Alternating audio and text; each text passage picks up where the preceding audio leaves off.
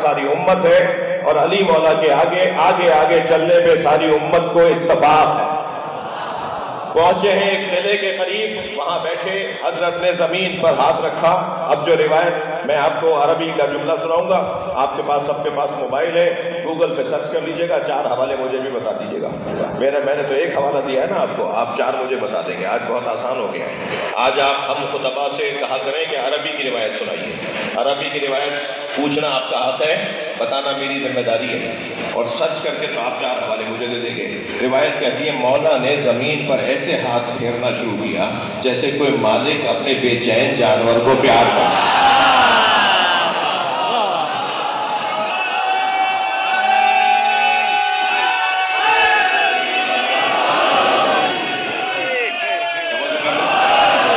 तवज्जो कर ली।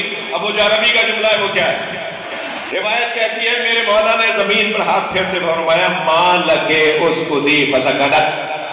मौला ने फरमाया तुझे क्या हो गया है? अली कह रहा है खामोश हो जा। जैसे ही मेरे मौला ने फरमाया ना खामोश हो जा, हिलती हुई जमीन रुक गई।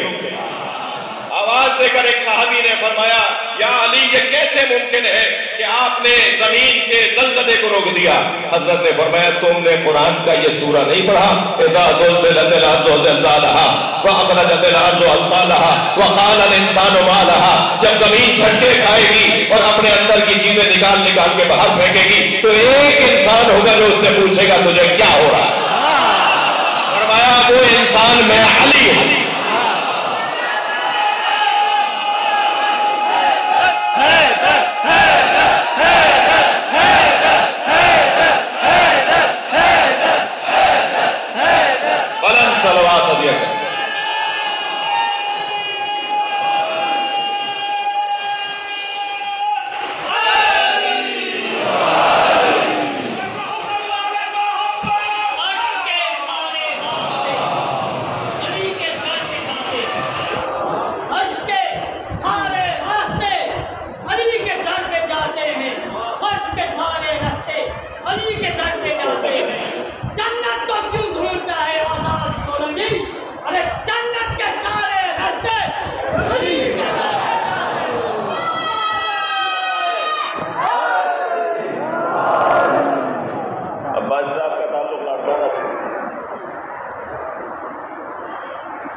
अब्बास साहब लाड़काना सिंध से ताल्लुक़ रखते हैं और सिंध कलंदर की धरती है। सिंध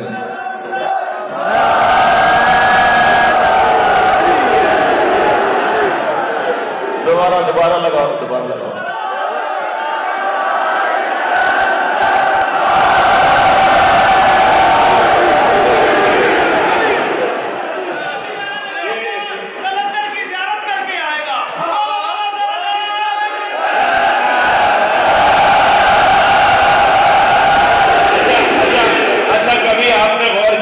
कलंदर से मौलाइयों को इतना प्यार क्यों है?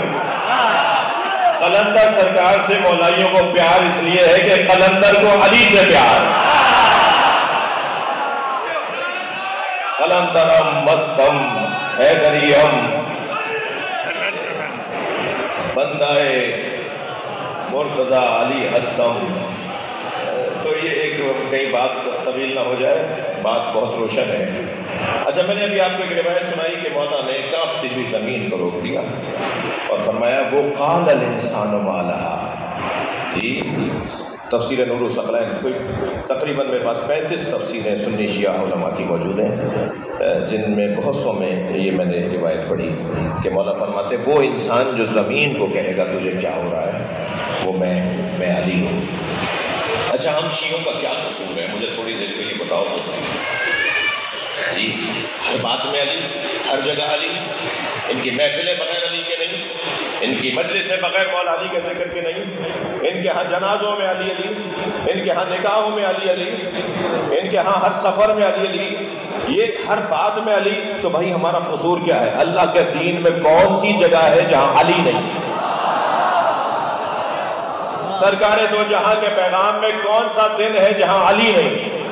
मुझे तो अगर मुझ तालिब इल्म से कहें कि साहब आपको मुझे कम से कम 40 साल हो गए मजलिस पढ़ते हुए, 7 साल की उम्र से मजलिस पढ़ रहा हूँ, अगर मुझ तालिब इल्म से कहे कोई ये कहे कि आप नबी की 63 बरस की नबवी जिंदगी, थके हुए तो नहीं है? हाँ, हम 23 बरस के बाद नबी होने के कायल नहीं है। सरकार 40 साल के बाद 23 साल तक के लिए नबी नहीं हुए। सरकार उस वक्त भी नबी थे जब आदम बने भी नहीं। सरकार दो जहां आज भी नबी है और सरकार दो जहां उस वक्त भी नबी रहेंगे जब सारी दुनिया खत्म हो जाएगी। इस सारी कायनात में बादल खुदा अगर कोई वजूद है तो उसे मोहम्मद मुस्तफा कहते हैं। सरकार दो जहां की 63 बरस की ज़ाहिरी नबवी हयात के बारे में अगर मुझसे पूछा जाए कि मौलाना 2 जुमलों में कहिए कि आपने क्या समझा है, सरकार ने 63 बरस में क्या पहुंचाया है, तो मैं तालिब इल्म 2 जुमलों में ये कह सकता हूं कि सरकार ने सारी जिंदगी या अल्लाह समझाया या अली।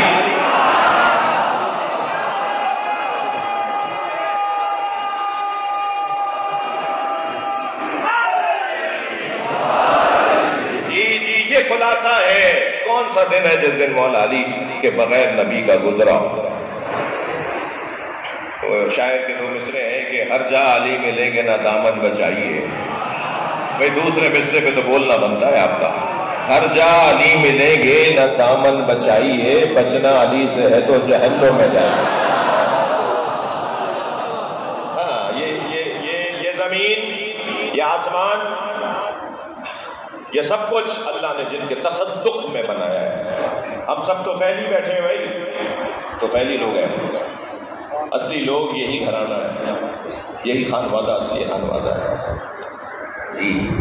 जब बीवी का निकाह मौला अली से, अब देखें ना, जो लोग कभी कभी मजलिस में आना तो ज़रूरी नहीं है कि कोई कभी कभी आ रहा हो तो उसे बता रहा हो, लेकिन जो इस मिजाज से बिल्कुल ही नाआशना होते हैं ना, उनके लिए थोड़ा सा मुश्किल होता है हमारी कोई बात को समझना।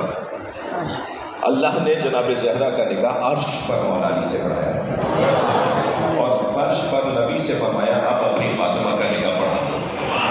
ये वाहिद रिश्ता है जो अर्श पर भी कायम हुआ और फर्श पर भी कायम हुआ।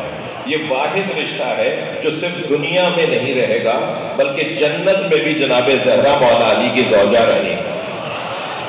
हाँ, ये जरूरी नहीं है, ये जरूरी नहीं है कि आपकी ज़ौजाएं आपको जन्नत में भी मिले। जी, ये जरूरी नहीं है कि आपकी बेगमात आपको जन्नत में भी मिले। मैंने एक जगह जनरल साहब ये कह दिया, जब मैं मस्जिद से बाहर निकला तो एक खातून ने मुझे रोक लिया, कहने लगे मौलाना 40 साल से बर्दाश्त कर रही हूँ। तो अब आप क्या कह रहे थे कि क्या यही मिलेंगे हमें?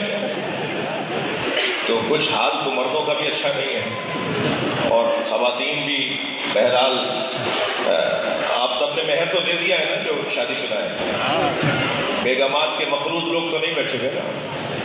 हाँ, जिन्होंने मेहर अदा नहीं किया वो मकरूज है ना। एक साहब कहने लगे ये अपनी बीवी से डरते क्यों हैं? तो दूसरे ने आहिस्ता से कहा कि इन्होंने अब तक मेहर नहीं दिया है, वो आए दिन जतलाती हैं। अच्छा, पुराने लोग तो 5-10 हज़ार में छुट गए थे, सस्ता दौर था ना। आज तो भाई 2-2, 4-4 लाख, 10-10 लाख, 20-20 लाख। और कायदा भी यही है कि जो जितना दे सकता है इतना ही मेहर होना जायज़ है। किसी की अगर 40 लाख तनख्वाह है और अगर 10 लाख मेहर रख रहा है तो ठीक है उसके लिए, तो हर एक के लिए अलहदा से हुक्म है। इसीलिए नबी ने मौला अली से पूछा था कि फातिमा को मेहर में क्या दोगे? तवज्जो है बात भाई, अगर आपकी तवज्जो होगी तो मैं एक मंजिल पर आऊँगा। मेहर घर के बड़े तय करते हैं ना, घर का दिला दो।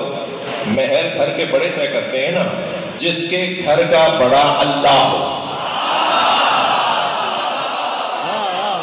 जिसके घर का बड़ा अल्लाह तय कर रहा है जनाब ज़हरा का मेहर।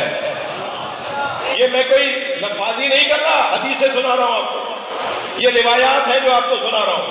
और हुस्न ये है कि ये रिवायात ज्यादातर अहले सुन्नत उलमा ने लिखी है, हमारे उलमा ने भी लिखी है। वो सुन्नी आलिम हमारे आलिम भी है, शिया आलिम उनका आलिम भी, आलिम आलिम होता है। खत्म करो इस बहस को। किस मुश्किल में मुब्तला है पाकिस्तान का शहरी? यही पाकिस्तान का शहरी जब दूसरे मुल्क जाता है ऐसा सीधा हो जाता है लेकिन यहाँ आकर ये सुन्नी हो जाता है, यहाँ के ये बरेलवी हो जाता है, यहाँ के ये देवबंदी हो जाता है, यहाँ आकर ये फिरकों में बढ़ जाता है, और वहाँ जाने के बाद इसके मिजाज में बेहतरी आ जाती है। इस वतन के साथ